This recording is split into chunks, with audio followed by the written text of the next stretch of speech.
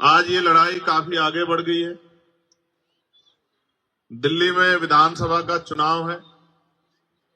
दिल्ली चुनाव पे भी मुझे आपसे बात रखनी है। इसके बाद एक कार्यक्रम और है, उस कार्यक्रम में भी हमें पहुंचना है।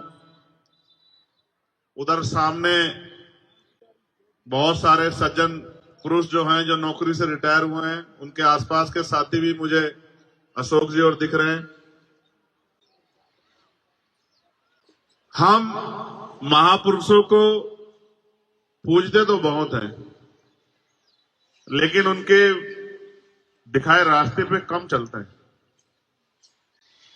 अगर हम महापुरुषों को पूजने के साथ उनके दिखाए रास्ते पे चलना शुरू कर दें तो शायद हमें किसी परेशानी के लिए किसी के आगे हाथ ना फैलाना पड़े, क्योंकि डॉक्टर बाबा साहब अम्बेडकर भारतीय संविधान में इस तरह की व्यवस्था कर गए हैं कि जो आदमी गरीबी, बेबसी, लाचारी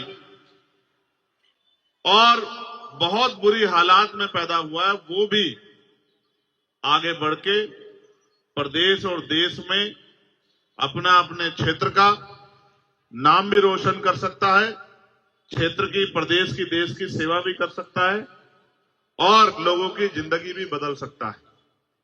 इसके उदाहरण के लिए आपको कहीं और जाने की जरूरत नहीं है। इसका जीता जागता उदाहरण मैं चंद्रशेखर आजाद आपके सामने हूं।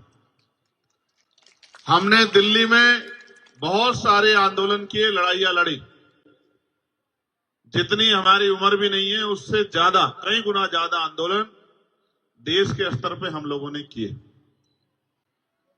और आंदोलन सिर्फ जनता की भलाई के लिए, अपने व्यक्तिगत किसी भले के लिए शायद कोई आंदोलन ना किया। ये संघर्ष का एक पहलू। लेकिन जैसे मैंने कहा कि उदाहरण के तौर पे आप मुझे देख सकते हैं, तो उसका उदाहरण ये है कि 1 साल पहले हम लोग सड़कों पर थे।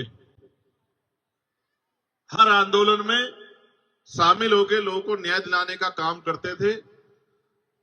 और जब हम आंदोलन करने जाते थे तो कभी पुलिस हमें घर पर अरेस्ट कर देती थी, कभी किसी जगह पर अरेस्ट कर देती थी, कभी बैरिकेडिंग लगा देती थी।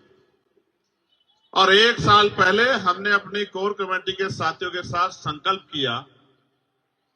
ये संकल्प तो मैंने 6 दिसंबर 2020 को भी किया था, लेकिन तब पार्लियामेंट का चुनाव जा चुका था कि इस बार इस संसद के दरवाजे खुलेंगे